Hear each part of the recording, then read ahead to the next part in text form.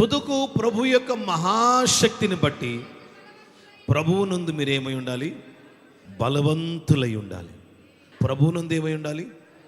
ఎందుకంటే మనం ఒక యుద్ధ భూమిలోకి వెళ్ళిపోతున్నాం, ఒక పోరాటంలోకి వెళ్ళిపోతున్నాం.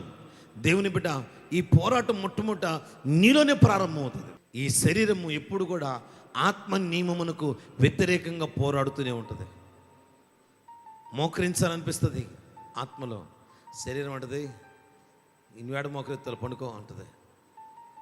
ఆత్మ అంటది దేవుని మందిరికి వెళ్తాం, ఈరోజు ఫైర్ కాన్ఫరెన్స్ అంట, మందిరికి వెళ్ళి అగ్ని అభిషేకం ముందుకోవాలి. నువ్వు చాలా అలసిపోయి ఉన్నావు, రేపు వెళ్ళొచ్చులే, రేపు గొప్ప దైవజనులు వస్తున్నారు, లాస్ట్ రోజు కూడా వెళ్ళొచ్చు.